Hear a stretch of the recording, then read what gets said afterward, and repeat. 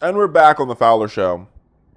And it's time for the policy breakdown. And I want to take a second to talk about mass incarceration and the school to prison pipeline. Over last weekend, I got a chance to visit the Civil Rights Museum in Memphis, Tennessee, based at the Lorraine Hotel, where Dr. Martin Luther King, civil rights leader, was slain. And there was one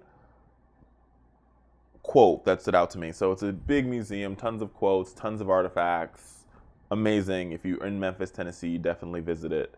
There's this one comment that stood out and it resonated in my spirit.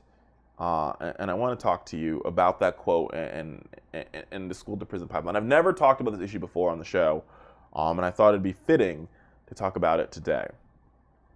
Victor Hugo once said, "He who opens a school door closes a prison." And those are some true words. If we truly want to fix to solve the violence in our streets and fix our the mass incarceration problem and work on enriching our Black and our brown communities, we've got to open more school doors. And we got to open school doors for the right reasons. Schools are made for students, not for data. And I want to make that very clear. But let's talk a little bit about the school to prison pipeline, if you will endeavor me in this journey. For many students, the school to prison pipeline begins with inadequate resources for public schools. Overcrowded schools, lack of quality teachers, insufficient fundings for extra counselors, a lack of special education teachers, and even a lack of textbooks, making some of these students who live in these school districts second-class citizens to their first-class peers who are getting all the resources they need to be thriving members of society. Now, let me be clear. Let me be very, very clear.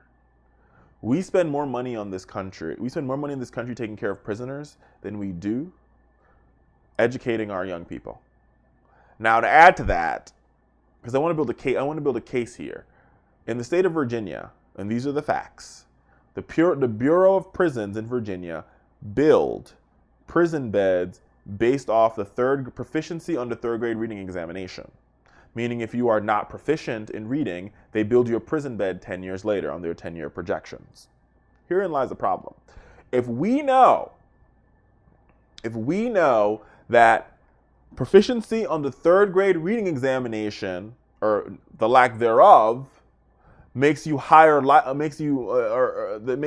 more likely to go to prison, then we can fix that problem. My mom used to say growing up, prevention is always better than cure, and the cure is clearly putting these in prison. But we could talk about preventions right here, right now, today. How do we stop a third grade Black boy from going to jail, knowing good and well that he's in third grade, he's not proficient in reading? I'm gonna build a case. I'm gonna build a case.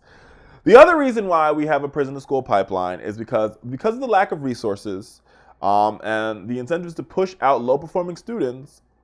Responding to a handful of highly publicized school shootings, schools have embraced the zero-tolerance policy when it comes to discipline, automatically imposing egregious and severe penalties against young people because of their misbehavior. This is everything from expelling kids because they bring a nail clipper or scissors to school, or suspending them. The suspension rate in this country has risen from 1.7 million suspensions in 1974 to 3.1 million suspensions in 2000. Drastic increase, especially when it comes to kids of color. So let's put this back into play, because these are all chess pieces moving, right? So you have low resources in schools. Very, very low resources. You have schools that are driven by data and not by educating students, because the school only makes their money, or they don't get closed down because of how they do on a test. Put this into play.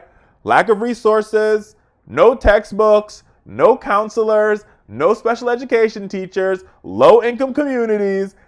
So you don't have the resources, To make these kids proficient in reading and mathematics, right?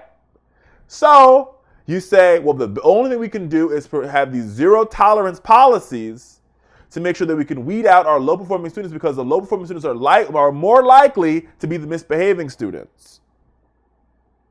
We weed them out, we suspend them, we expel them, we paint them as criminals, we tell them something's wrong with them, and we know they're not going to be proficient in the third grade reading examination. So in Virginia, we build them a prison bed. Stay with me and I'll bless you. Stay with me and I'll bless you. I promise you I will. Then you add the other piece to it. You know, the policing of school hallways. Many under-resourced schools become a pipeline or a gateway to rely on police officers rather than